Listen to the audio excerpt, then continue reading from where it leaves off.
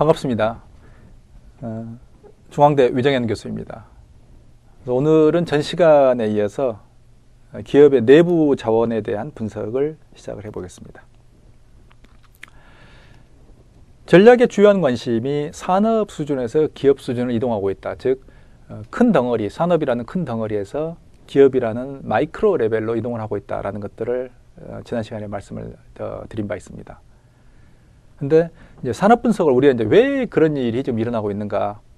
하나는 현실적으로 전략 그룹이라는 하나의 관찰의 결과, 즉 실증 연구의 결과에 의해서 그런 것들이 좀 보이고 있다. 뭐 이런 이야기도 했습니다만, 더 나아가서 이제 기업에 우리가 기업 간의 차이를 이제 왜 이제 기업 간의 차이 또는 기업에 대해서 결국엔 경영학자도 그렇지만 기업들이 또는 일반 사람들이 관심을 가지게 되었는가 하는 것들에 대해서 우리가 좀 생각을 해볼 필요가 있을 것 같습니다. 전략론은 굉장히 그 논리적인 학문이기 때문에 사고가 이 스텝 바이 스텝으로 하나하나 논리적으로 전개하는 게 대단히 중요합니다. 산업 분석을 할 때 한계점으로 우리가 생각할 수 있는 게 동일 산업 내에서 기업 간의 차이를 설명하기가 어렵다는 것입니다. 포터의 우리가 산업조직론적 사고 또는 포터의 어떤 파이프로세스 그런 분석이 산업조직론 연장선입니다만, 거기에서 우리가 이제 생각을 해보면 결국에는 수익률이 높으면 진입하고 수익률이 높은 상태일 때는 그대로 산업에 남아있고 기업 산업의 평균 수익률이 떨어지면 빨리 나오고 이런 식의 어떤 우리가 설명을 했습니다. 그리고 그런 것들이 굉장히 유용한 툴이라는 걸 했습니다만, 기업 간의 그런 어떤 결과물의 차이, 성과의 차이가 동일 산업, 동일 기업 집단, 동일 시장 세그멘트에서 발견이 된다는 것입니다. 헌트의 연구에서 우리가 헌트의 연구를 기반으로 한다면 동일 전략 집단 내에는 결국엔 동일한 성과가 나와야 됩니다. 즉 동일한 평균 수익률을 얻어야 됩니다. 하지만 그럼에도 불구하고 우리는 동일한 어떤 전략 집단 또는 동일한 시장, 제품 시장 내에서도 결국에는 기업의 성과가 차이가 존재한다는 것을 이미 알고 있습니다. 왜 그럴까요? 왜 이런 성과의 차이가 나타날까요? 하는 것들이 우리의 질문입니다. 일본 자동차 산업을 한번 봅시다. 일본 자동차 산업은 우리보다 훨씬 더 많은 기업들을 가지고 있습니다. 여기 보면 예를 들어서 우리가 이제 토요타 또는 닛산, 혼다는 압니다. 근데 경차를 주로 생산한 다이하츠, 경차 여기도 마찬가지 경차를 생각하는 스즈키, 또는 일반적으로 풀라인을 가지고 있습니다만 마츠다, 스바루 또는 미쓰비시 모터스 이런 건 우리는 잘 모릅니다. 여기서 굉장히 재미있는 게 미쓰비시 모터스입니다. 미쓰비시 모터스는 지금은 현대차에 눌려가지고 미국 시장에서 그림자도 안 보입니다만, 거기에 비해서 현대 기아차는 미국 시장에서 아주 굉장히 높은 시장 점유율, 아마 거의 10%가 넘어가는 걸로 기억합니다만, 그런 시장 점유율을 가지고 있습니다만, 현대차에 1970년에 현대차가 만들어질 때 자동차하고 제품 엔진에 대한 기술, 엔진 기술 등등을 제공했던 즉 모태가 되었던 회사가, 기술적인 소스가 근원이 되었던 회사가 미쓰비시 모터스인데, 그걸 기술을 전수받았던 현대는 전 세계적인 글로벌 기업이 되어 있고, 미쓰비시 모터스는 지금은 겨우 흔적만 남아 있습니다.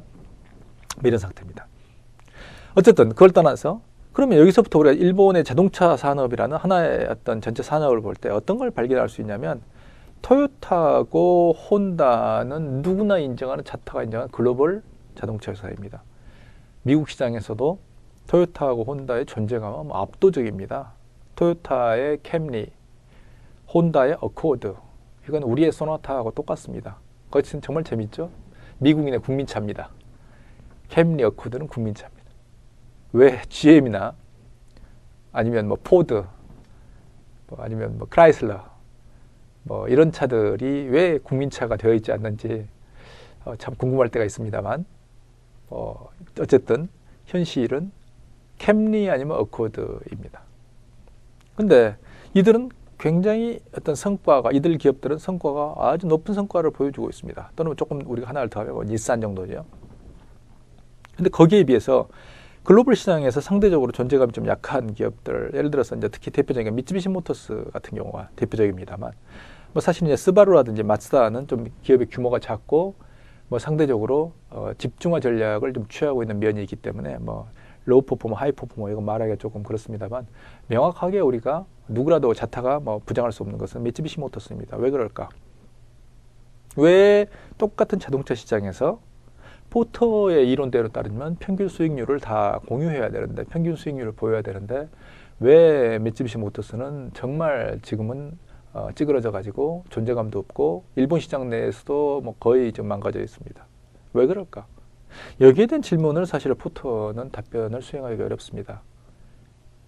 그걸 이제 방어하는 게 어떤 전략 그룹이라는 어떤 개념입니다만 그럼에도 불구하고 전략 그룹이 동일한 전략 그룹 내에서도 이런 어떤 형태의 차이들은 굉장히 많이 발견됩니다. 기업 간의 차이를 도대체 어떻게 해야 될까? 즉 기업 간의 차이에 주목을 하고 특히 기업 간의 차이에 주목하면 논리적으로 어떤 규율에 대한 기업 내부의 자원에 주목하자는 게 결국에는 기업 내부 자원에 대한 분석에 대한 문제의식입니다. 왜 기업 간의 차이가 존재하게 될까? 왜 현대하고 예를 들면 삼성 또는 예전에 이제 지금은 이제 부도가 나서 인수가 됐습니다만 대우자동차하고 현대차의 차이에는 이런 차이가 이런 어떤 결과의 차이가 존재했을까? 왜 지금 스마트폰 시장에서도 삼성전자하고 LG전자의 이런 성과 차이가 존재할까? 하는 것들에 대한 관심이 보다 더 집중되었다는 것입니다. 그래서 산업 간의 차이도 물론 중요합니다만 보다 전략론에 있어서 가장 본질적인 이슈는 결국에는 기업의 문제가 아닐까. 결국에는 기업이란 자체가 결국에는 어떤 이유든지 간에 굉장히 아주 특출한 능력들을 가지고 있는 이런 사람들이 존재하는 거 아닐까 하는 문제의식을 전략론에서 드디어 가지게 됐다는 것입니다. 그래서 뭐냐면 기업의 성과의 차이, 어떤 기업이 잘하고 어떤 기업이 못하고 이런 성과의 차이는 기업 내 자원, 즉 리소스라든지 역량, 즉 케이퍼빌리티 이런 차이가 아닐까. 삼성전자죠. 삼성전자가 잘하는 것은 결국에는 삼성전자 내에 어떠한 특정한 리소스, 자원 또는 삼성전자의 어떤 역량, 이 역량이 좀 역량을 가지고 있기 때문에 그 역량의 존재로 인해서 기업의 성과 차이가 나타나는 거 아닌가라는 것들이 결국에는 여기에서 가지고 있는 기본 문제의식입니다. 그래서 이 결론적으로 우리가 생각했다면 기업이 가지고 있는 하이 퍼포먼스, 즉 높은 성과라는 것은 기업이 보유한 자원이 환경과 최적화되었을 때 얻어지는 거 아닐까. 즉 우리는 앞에서 전략의 역할이라는 것들이 즉 환경과 기업을 매칭시켜주는, 즉 연결해주는 역할이라고 두 개를 정합성을 맞춰주는 기능이라고 우리는 이야기를 한 바 있습니다. 그러면 기업이 가지고 있는 높은 성과라는 것은 이 전략 내에 어떤 기업 내에서 이건 이제 전략, 즉 환경과 기업이 전략을 통해서 특히 기업이 가지고 있는 그런 자원이 환경에 잘 맞았을 때 결국에는 가장 높은 성과를 얻는 거 아닌가 하는 것들이 기업의 내부 자원 분석이 가지고 있는 기본적인 문제의식입니다. 왜 기업은 조직을 변화시키는가? 포터의 우리가 또는 산업조직론의 이론에 따르면 기업은 다 똑같은 것이고 현대차나 삼성전자나 다 똑같은 기업이고 그걸 이제 블랙박스라고도 부릅니다만 내부를 별 들여다볼 필요가 없고 인풋을 넣으면 뭐 그냥 그 기업 내에서 처리가 돼서 자동으로 아웃풋이 나오는 이런 어떤 블랙박스 같은 개념으로 이해를 했습니다. 그렇게 된다면 왜 기업은 조직을 바꾸려고 하지? 뭐 똑같은 블랙박스인데 왜 기업은 좋은 사람을 채용하려고 하지? 뭐 어쨌든 블랙박스인데 왜 기업은 좋은 설비를 도입하려고 하지? 그거 뭐 평균 이익률 똑같을 텐데 이런 어떤 가장 기본적인 고민에 대해서 기업은 왜 어떤 조직을 변화시키지? 왜 계속 조직을 바꾸는 것이야?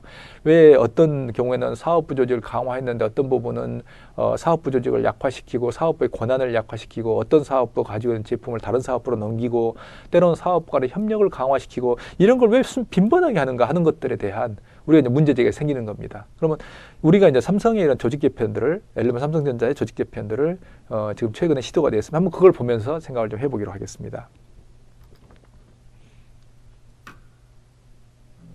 삼성전자가 미디어 솔루션 센터와 글로벌 B2B 센터를 무선 사업부로 이관하는 것을 주요 내용으로 하는 2015년 정기 조직 개편과 관련된 보직 인사를 발표했습니다. 정훈규 기자가 전합니다. 삼성전자에서 콘텐츠 서비스를 담당하는 미디어 솔루션 센터가 무선 사업부로 이관되고 글로벌 B2B 센터도 재편해 B2B 영업 실행 기능은 무선 사업부로, 전략 기능은 글로벌 마케팅실에 배치됩니다. 삼성전자는 오늘 이 같은 내용의 2015 정기 조직 개편을 발표했습니다. 삼성은 우선 권오현 부회장과 윤부근, 신종균 사장이 각각 부품과 소비자 가전, IT 모바일 부문을 독립적으로 이끌고 있는 현 사업 체계를 유지하기로 했습니다. 당초 예상과는 달리 조직의 효율성을 높이는 방향으로 소폭의 변화를 시도했습니다. 미디어 솔루션 센터와 B2B 사업을 총괄하는 글로벌 B2B 센터를 사업 조직 안으로 배치해 시장 대응력과 의사결정 속도를 높여 현장 중심 실행력을 강화했다는 것이 삼성전자의 설명입니다. 아울러 미국 실리콘밸리에 있는 MSCA는 북미 총괄로 이관해 경쟁력 있는 서비스를 창출할 수 있도록 했습니다. 삼성전자는 또 B2B 영업을 무선 사업부로 이관한 것은 B2B 사업 역량을 모바일 B2B 인류화에 집중하기 위함이라고 설명했습니다.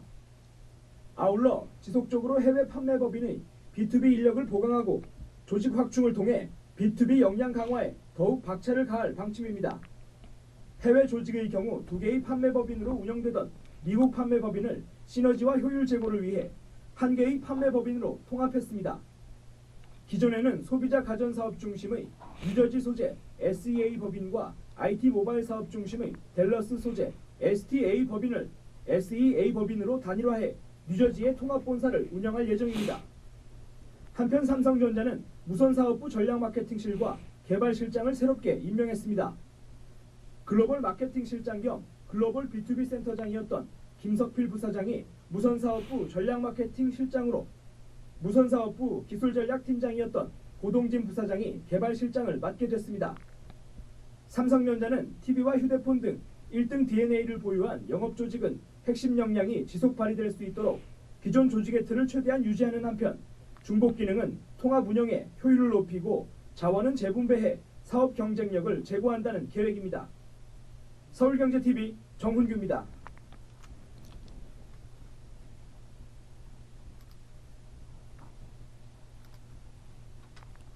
자, 이상해서 우리가 삼성전자 조직 개편을 보았습니다만, 핵심은 그죠. 소폭 변화로 중복 기능을 통합했다.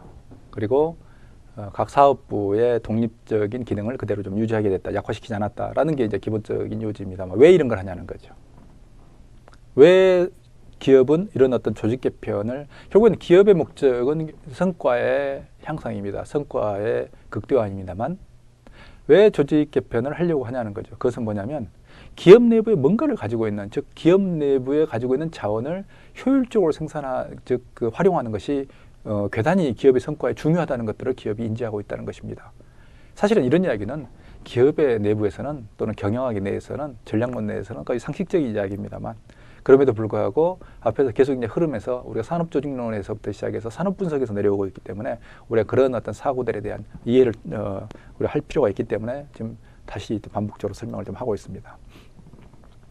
이런 어떤 자원에 대한 어떤 기업에 내 가지고 있는 보유한 자원들에 대해서 우리가 이제 관심을 보이기 시작했던 게 1980년대 후반에 결국에는 본격적으로 기업의 어떤 내부 자원에 대해서 관심을 이제 보이기 시작했습니다만, 학자들이 특히 기업들도 마찬가지입니다. 관심을 보이기 시작했습니다만, 이런 어떤 자원, 기업 내부의 기업이 보유하고 있는 자원에 대한 관심을 가지면서 괴단히 각광을 받았던 게 펜로즈 교수의 1959년의 저서입니다. 참 놀랍습니다. 1959년에 사실 펜로즈 교수의 책은 거의 몇 년인가요? 한 30년 만에 다시 세상 사람들에게 각광을 받게 됐는데, 그때 어떤 책이 나왔냐면 The Theory of the Growth of the Firm이라는, 즉 기업의 성장 이론이라는 책이 그때 1959년에 나왔었습니다. 그때 경제학에서는 이건 말도 안 되는 소리다. 그리고 사실 펜로즈 교수가 이런 책을 내고 이런 이론을, 즉 기업 내에 다양한 자원들을, 그게 성과의 핵심이다라고 이야기를 했고, 왜 기업은 다각화하는가? 그것은 기업이 가지고 있는 그런 사용되지 않는 자원을 효율적으로 사용하기 위해서다라는 어떤 이론들을 이 책에서 주장을 했습니다만, 그럴 때 경제학자들은 그 당시에 있어서 별로 대응하지 않고 거의 소외되었던 그런 분입니다. 그런데 1980년대 기업의 후반에 내부로 이제 관심이 이동하게 되면서 펜로즈 교수의 저서가 아주 뜨거운 관심을 가지게 됐습니다. 즉 기업 내부의 자원이란 무엇이고 기업 내부의 리소스를 어떻게 활용할 것인가 이런 어떤 관심이 가게 된 거죠. 그 후에 뭐 워너펠트라든지 뭐 그랜트 또는 아주 이제 우리가 이 부분도 이제 중요하게 다룰 겁니다만 뭐 프라라덴 하멜의 뭐 코어 컴피턴시 이런 1990년에 하버드 비즈니스 리뷰의 논문입니다만 이런 중요한 어떤 연구 업적들이 나오게 되면서 지금까지 기업 내부의 자원들에 대해서 기업의 역량에 대해서 연구를 하는 그런 연구들이 전략론에서 가장 중요한 부분을 차지하고 있습니다. 자, 다음에는 이제 자원이라는 건 그럼 리소스라는 건 어떤 종류가 있는가 하는 것에 대해서 우리가 살펴보도록 하겠습니다. 첫 번째가 자원의 종류에서 우리가 살펴볼 것은 세 가지입니다. 첫 번째가 유형의 자원, 두 번째가 무형의 자원, 세 번째가 인적 자원. 저는 인적 자원이라는 말을 아주 싫어합니다만 여기서는 편의상 이게 뭐 공용어가 비슷한 용어로 되어 있기 때문에 편의상 인간, 사람 또는 인적 자원 이걸 병용해서 사용을 하겠습니다.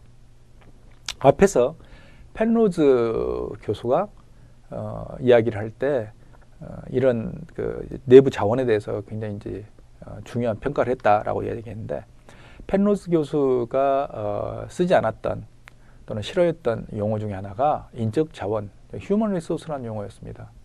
그분은 인간 자체를 자원화시킨다는 것은 말이 안 되는 즉 형용모순이다 라고 지적을 하면서 이런 말을 쓰지는 않았었습니다. 저는 그 말이 맞다고 생각합니다. 그럼에도 불구하고 여기서는 뭐 어쩔 수 없이 우리가 이해를 돕기 위해서 사용을 하도록 하겠습니다. 그래서 자원 종류에서 유형 자원은 어떤 거냐면 말 그대로 눈에 보이는 그런 어떤 자원입니다. 눈에 보이고 만질 수 있고 우리가 느낄 수 있는 이런 자원들. 예를 들면 시설, 기계, 우리가 공작 기계 뭐 다 볼 수 있죠. 뭐 그리고 손으로 만질 수 있죠. 조작할 수 있죠. 설비, 건물 같은 경우도 뭐 이 눈에 다 보입니다. 그래서 눈에 보이는 자원이지만 이런 것들이 중요한 어떤 유형 자산으로, 유형의 자원으로 분류가 됨에도 불구하고 그리고 굉장히 이제 또 중요한 예를 들어서 뭐 삼성전자의 수원 공장이 없는데 반도체가 생산이 안 됩니다. 반도체 제조 장비가 없는데 그 반도체가 생산이 될 수가 없습니다. 하지만 반도체 제조 장비는 돈만 주면 누구나 살 수 있는 장비입니다.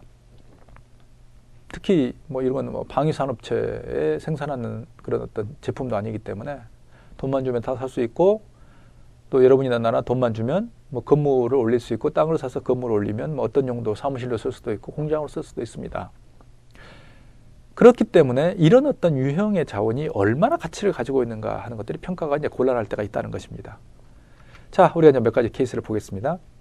이건 자동차의 조립 공장입니다. 이런 어떤 로봇이 지금 용접을 하고 있습니다만 현대자동차도 그렇고 뭐 토요타도 그렇고 이 조립 야원의 용접 라인은 거의 대부분 이렇게 기계가 로봇이 하고 있습니다. 그런 점에서 최근에 뭐 AI가 나오면서 로봇에 대한 어떤 공포감이 아주 뭐 확산되고 있습니다. 우리 사회에 확산되고 있습니다만 이미 로봇은 우리 생활 곳곳에 이렇게 들어와 있습니다. 이미 산업 현장에는 로봇을 빼고는 뭐 일할 수 없는 상황까지 뭐 광범하게 들어와 있고요. 그래서 뭐 이미 우리가 의식하든 의식하지 않든 로봇이라는 것은 인간과 이미 공존하고 있고 우리의 삶 속에 깊이 들어와 있습니다. 여러분이 타고 다니는 자동차를 이미 로봇이 만들어주는데 이게 어찌 뭐 로봇이 아니라고 로봇의 공이 아니라고 이야기하겠습니까? 근데 이런 로봇들이 들어와 있습니다만 이런 로봇들의 어떤 전문가들, 산업 전문가들은 공장의 전문가들은 토요타의 개발자에게 뭐 직접 들었던 이야기입니다만 이 로봇이 배치된 걸 알면 대략의 생산 효율을 할 수 있다고 그들은 이야기합니다. 즉 로봇이 들어와서 팔이 움직이고 용접을 하는 스피드, 용접을 하는 각도, 그리고 로봇과 로봇 간의 간격 이런 것들을 보게 되면 아, 저 회사가 어느 정도 로봇을 활용하고 있구나, 로봇의 생산성이 어느 정도 되구나 하는 것들을 쉽게 이해를 한다는 것입니다. 그러면 그 말은 뭔 말이냐면 회사마다 이런 형태의 로봇을 사용하는 어떤 정도, 수준, 로봇의 배치 이런 게 다 다르다는 겁니다. 로봇이라는 것은 이런 식으로 뭐 거리 맞춰서 조립한다고 뭐 이게 되지는 않습니다. 예를 들면 자동차 라인의 속도, 이게 라인의 속도입니다만 이 라인의 속도에 맞춰서 로봇이 용접을 해줘야 되지만 이 라인의 속도가 늦으면 생산성이 떨어지는 거고 라인의 속도가 빨라지면 불량이 생기게 됩니다. 그래서 라인의 속도를 제어하는 건 굉장히 어려운 문제고, 그래서 제가 조사했던 현대자동차에서는 오래전 일입니다만 라인의 컨베이어 벨트의 속도를 제어하는 것, 즉 사람이 작업하는 라인의 속도를 특히 제어하는 것은 회사와 노조위원장의 도장이 찍힌 종이에 의해서 봉인이 되어 있습니다. 그걸 양자가 합의하지 않으면 뜯을 수 없도록 봉인되어 있었습니다. 그래서 그건 뭐냐면 실제로 이런 어떤 아주 간단한 로봇들조차도 그 회사에 어떻게 활용하는가가 그 회사, 그리고 로봇 자체가 이미 로봇을 조정하거나 미세한 조정들을 하죠. 영접하는 속도도 그런 것들이 회사의 대단히 중요한 자산이 되고 있다는 것입니다. 또 하나 케이스를 보죠. 우리가 D램 생산 라인. 사실은 외부인들에게, 특히 이런 산업 전문가에게 자동차 회사는 용접 라인 이런 걸 잘 보여주지 않습니다. 근데 반도체, D램 생산 라인, 뭐 삼성전자 같은 어떤 반도체 회사는 생산 라인은 일체 보여주지 않습니다. 그건 정말 대외비 중에 대비입니다. 외부에. 그래서 견학 투어할 때 견학 코스 외에는 절대 보여주지 않습니다. 그리고 삼성전자의 수원 공장에 들어갈 때는 USB, 노트북, 하다못해 스마트폰의 카메라까지 전부 봉인을 하거나 보관을 합니다. 이건 뭐냐면 생산 라인 자체가 기계 설비를, 즉 반도체 제조 장비를 어떻게 활용하고 있는가가 굉장히 중요한 보안 사항이기 때문입니다. 예를 들어서 반도체 장비 업체 매출 톱10을 보면 이런 것입니다. AMAT, 그 다음에 도쿄 일렉트론, 뭐 니콘 이런 회사들이 위에 상위에 있습니다만 우리도 맘만 먹으면 정말 필요가 없어서 안 그러지, 빚내서 땡빛을 내서 우리가 발주하면 니콘은 우리한테 팝니다. 도쿄 일렉트론도 또 ASML 같은 회사도 반도체 장비를 우리에게 안 팔 이유가 없습니다. 하지만 똑같은 반도체 장비를 사용하는데 삼성은 굉장히 높은 수율을 자랑하고 반대로 일본 업체나 미국 업체들은 삼성전자에 밀려가지고 즉 생산성 경쟁, 수율의 경쟁에서 밀려가지고 일본의 반도체 회사들은 전부 침몰해버린 거죠. 왜 그런가? 그것은 기본적으로 그런 제조 장비를 운용하고 사용하는, 즉 운용하는 노하우가 다르기 때문입니다. 그리고 기본적으로 기계 자체를 산 다음에 즉 미세한 조정과 배치, 그리고 장비의 운용을 통해서 장비 자체를 변화시켜 갑니다. 즉 그래서 팔 때는 똑같은 장비지만 나중에 설치하고 나면 장비와 장비 간의 거리, 장비를 사용하는 어떤 장비 내의 시스템 이런 것들이 다 다릅니다. 아까 앞에서 보여드렸던 로봇, 자동차 용접 공장에서 로봇하고 똑같이 처음에는 똑같이 다른 회사가 똑같은 장비로 들어왔지만 나중에 결과적으로 제품을 생산하는 과정에 통해서 그 회사의 최적화된 장비로 탈바꿈하게 됩니다. 그러면 그러한 현의 생산 장비라는 것은 대단히 중요한 어떤 그 경쟁 우위의 원천, 즉 기업의 어떤 자원이라고 볼 수가 있겠습니다.